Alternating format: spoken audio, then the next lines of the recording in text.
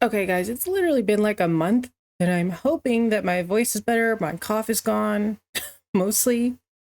It's a really, really bad virus, whatever I got. I'm hearing a lot of people are really sick, so y'all be careful. I mean, it's already pretty late now. I've heard so many people already getting sick. Anyways, that's off the topic. This video is by Casual Geographic, and it's when animals lose their biggest fear.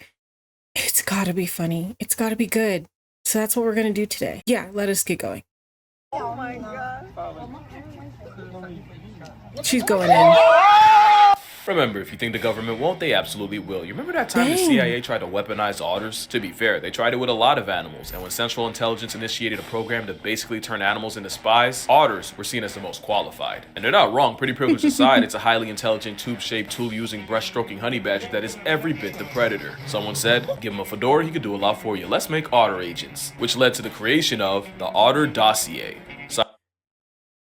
Watching all these military videos and all these like historical videos, it just makes me think, how many interesting and strange ideas do we fund? I'm not against it.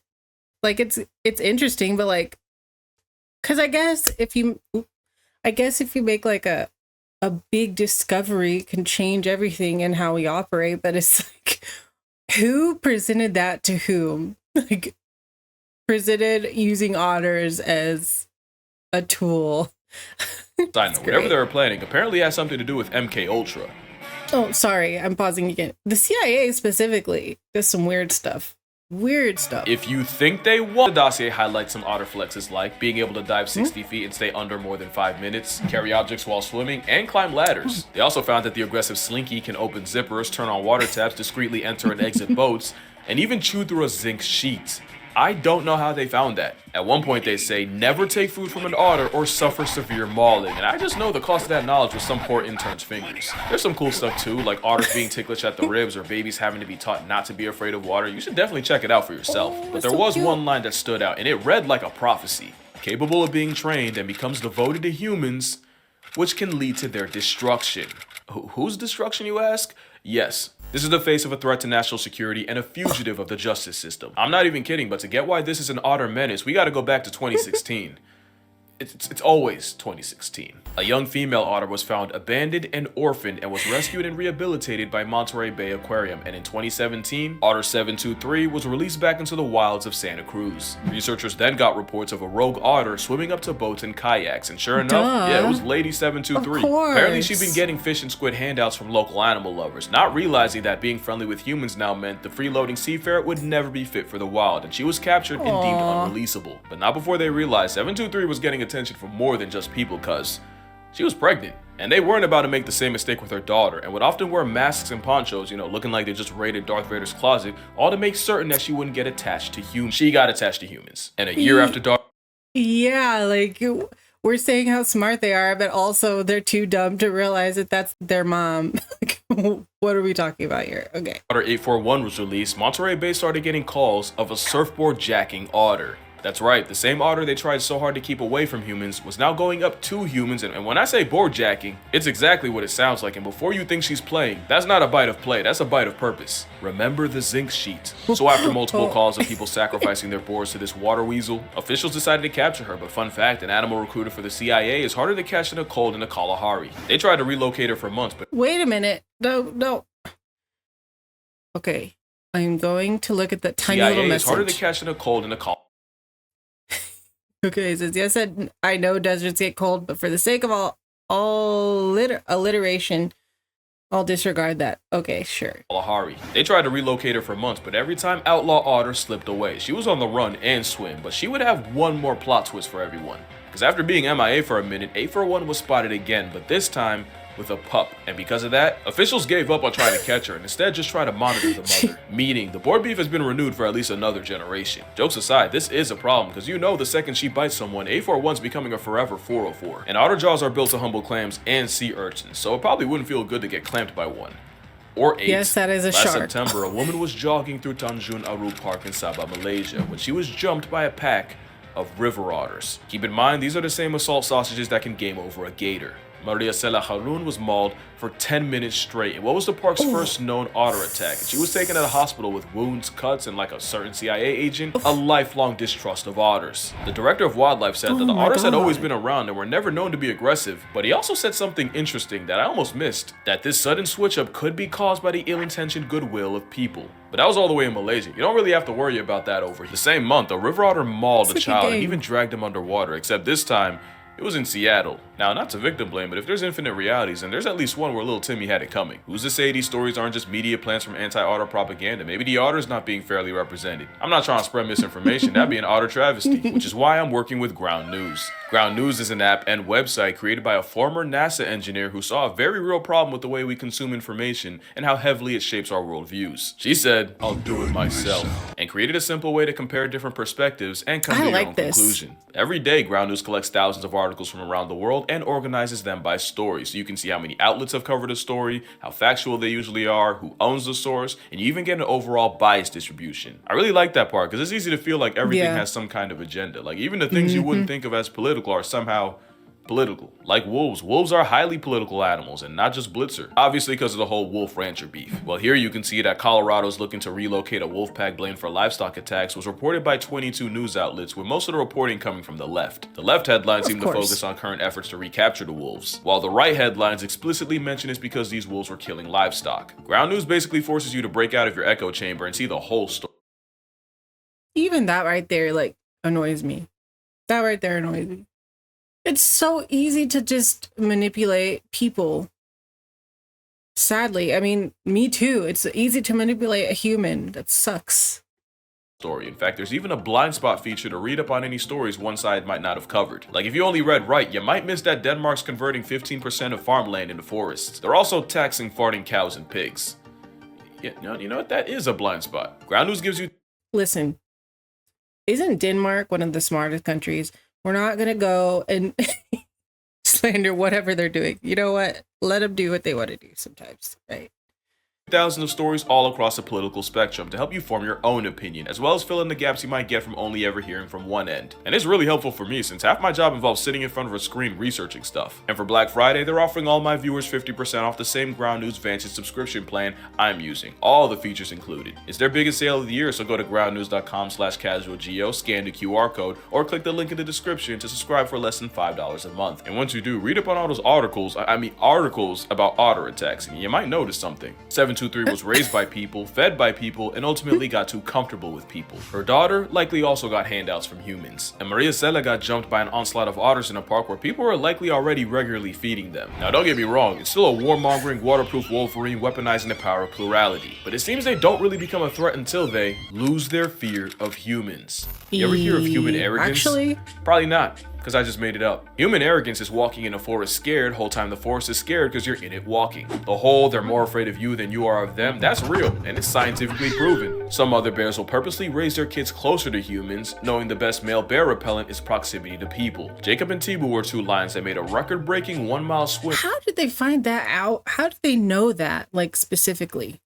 Through croc and hippo filled waters. I actually talked about it in the last video. What I didn't tell you is they both could have taken the much easier land bridge across, but that would have involved coming into contact with humans, and apparently they'd rather run the aquatic gauntlet in the dark than risk a run-in with a bipedal pale ape. But, speaking of lions, it's scientifically proven that animals are more terrified of us than a literal 400-pound maned population control. In an experiment led by Professor Leanna Zanette, scientists planted hidden camera speakers near watering holes that would automatically get triggered every time an animal got close. Basically, they'd be recording different animals' reactions to the sound of lions versus people speaking the local tongue. And with lions preferring to ambush prey near watering holes, you'd expect a growl to send any creature running for the hills. Instead, 95% of the animals recorded were more afraid of the sound of humans than a stalking lion. Animals that included giraffes, impala, kudu, leopards, and even chronic lion Chutoy the hyena packed it up faster when they heard humans. The only animal that didn't was the literal biggest one alive with toenails. Even during dry season, animals typically evacuated 40% faster hearing humans compared to if it was a hypothetical predator. Because to a majority of animals, we are the predator. But to me, maybe. Or maybe they just hear a human and they're like, what the heck? I've never heard that in my life. I'm not checking it out either. I'm leaving. It could be that.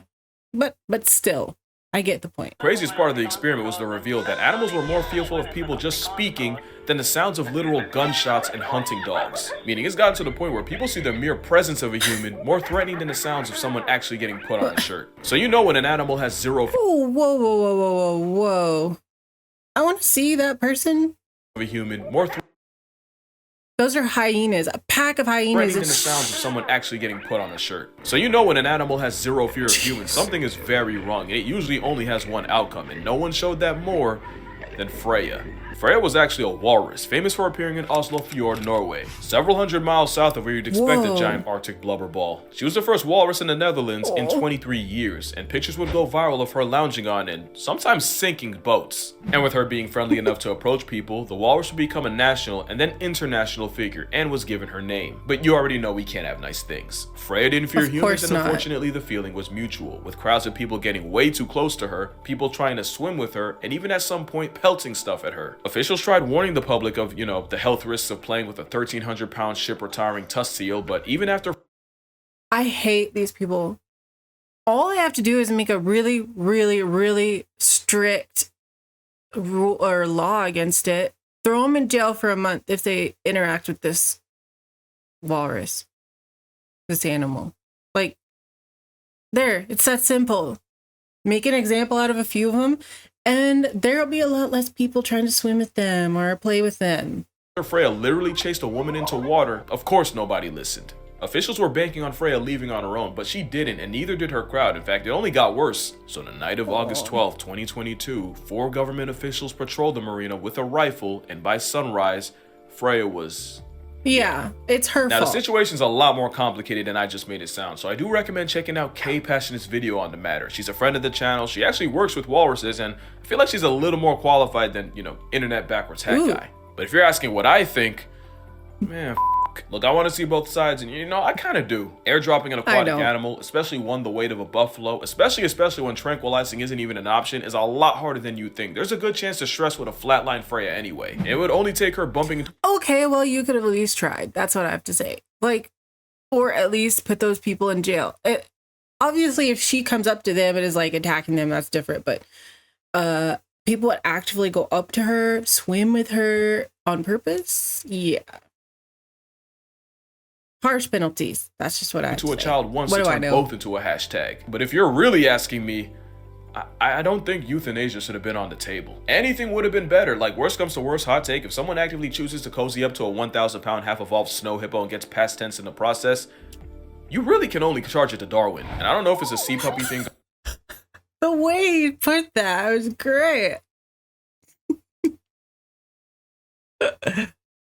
He's right. Gone too far, but I do not know when people decided to stop taking seals and sea lions seriously. It's basically a rebranded beach bear. It really is like we went back to 2016 and harambeed ourselves all over again. And for being named after a Norse goddess, Freya got done nasty for a walrus whose only crime was trusting people. And now, all that's left of her is a statue named, fittingly, for our sins. So yeah, you probably couldn't tell, but the Freya stuff pissed me off. Especially since I swear we're about to do it again. Neil is a southern elephant seal that went viral for being an adorable menace to the people of Hobart, Tasmania. Neil's lore is his mom likely got lost, and instead of having him on Macquarie Island with a colony of other seals, instead he spawned nearly 1,000 miles away on the Tasman Peninsula. 2 big problems: 1, this meant Neil would be hardwired to return to the same beach on Salem Bay, and 2, with a distinct lack of other seals, Neil would interact with anything that moved, including people, dogs, and even cars, which meant Neil had absolutely zero fear of people. One woman even had to call out of work after Neil fell asleep in front of her car and literally sealed her in her own house. And with southern elephant seals maxing out at nearly 20 feet long and over 8,000 pounds, it's one of those things that's gonna be real cute until it isn't. And like clockwork, there's already reports of children harassing Neil, as well as people violating his space for selfies. It's gotten to the point...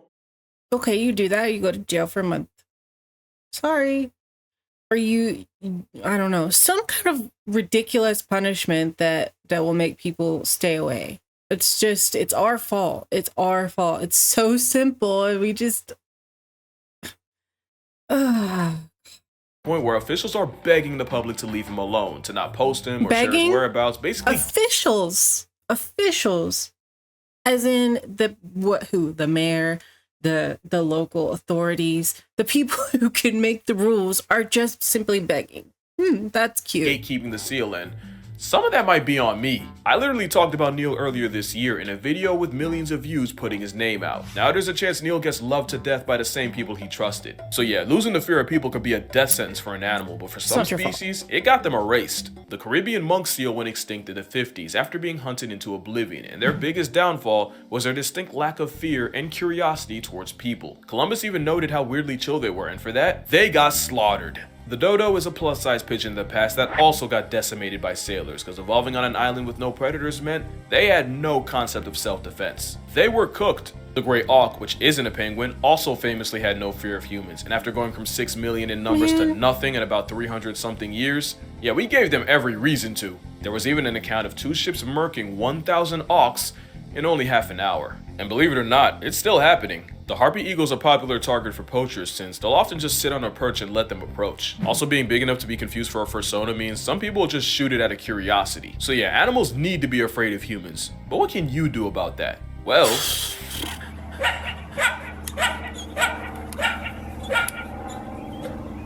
stay away. Quick pop quiz. You're being stared down by a coyote. Should you A, make yourself look bigger, B, spray him with water, C, cause an absolute fucking scene, or D, put the fear of God in Wiley? Well, if you picked any one of these, you're wrong. It's actually E. Yes. You see, in college, hazing is something that gets fraternities shut down. In the wild, hazing is scaring an animal enough to factory reset its behavior and make it want to avoid anything human. Oh. Obviously, there are exceptions, like if the coyote's hurt, sick, or with kids, then you want to fall back because they might just call your bluff. It's not to hurt them, quite the opposite. Coyote is not the same thing. Coyotes are big. I would say try your best, stay away, and keep your little dogs away from them. Oh my gosh. Prejudice towards people is the nicest thing you could do for them, because when you feed a wild animal, you're almost certainly marking them for death, and sometimes it's not just theirs. Okay, let's do this one last time. Baboons in Cape Town have gotten bold enough to mug women and children, break into houses, and even commit carjackings.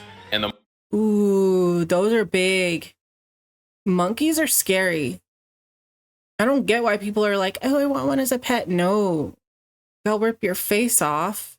And they're in other countries that they do this. They steal stuff from people and they're just kind of around people. The most likely reason was tourists kept feeding baboons until not only they became habituated with people, after associating humans with food, they started demanding it. And like with 841, this is the other side of forgetting the fear of humans, and baboons might not even be the worst offenders. Macaques in India have been living alongside humans for centuries. I was gonna say in India, even in like New Delhi, the biggest city, sometimes you'll see a monkey there. I know because I was there. And up north in India, like around the mountains, where I've been, I don't know about the whole country, but where I've been, there are a lot of monkeys. There's even a warning. There was a warning on our hotel window that said, keep the windows closed because the monkey menace.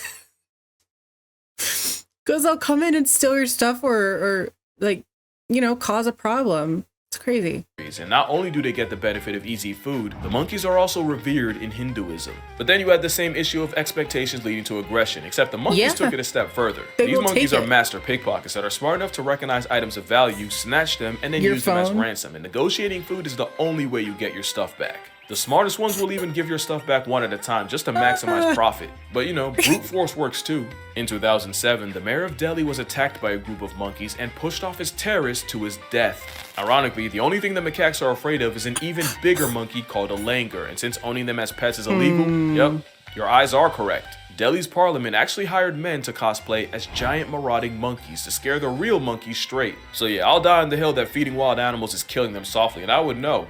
Hey, at least they're trying you. That was scary looking. I would be scared too. Because I did it once. When I was 10, I started feeding squirrels at a local park, and there was one in particular that really appreciated it, to the point where he'd come up to me even when I was empty-handed. I either named him Tyler or Tyrone, I genuinely don't remember. Well, one day Ty just would not stop following me. No matter where or how far I went, this rodent panhandler was on me like a homing pigeon. It was to the point where he was following me all the way home, and I wasn't allowed to have pets, and I damn sure wasn't allowed to bring pretty privileged rats off the streets, so what did I do? I took a nut, launched it bounced off a reservoir. I live next to a reservoir, by the way. It landed in the street, my guy Ty followed, and as you can guess, the story ended with one less squirrel. I was not okay for a while. And don't worry, I get my karma later in life when I got jumped by a pack of squirrels in the middle of New York for half a peanut butter sandwich. And yes, every word of that was true. Like an idiot, I fed 1, 1 turned to 2, 2 became 6, 6 spawned 12, and that is unironically the most I've ever been afraid of 12. So what's the moral here? What can be killed with hate can also be smothered by love, that animals are best appreciated from a distance, that the CIA created weapons of utter destruction? Nah. How about leave these seals the f*** alone? But yeah, that's gonna do it for this video. Drink water, hug your mother, touch grass, call your brother. If something happens to Neil, I'ma really show y'all a crash out. And I'ma see y'all in the next one. Oops. Oh.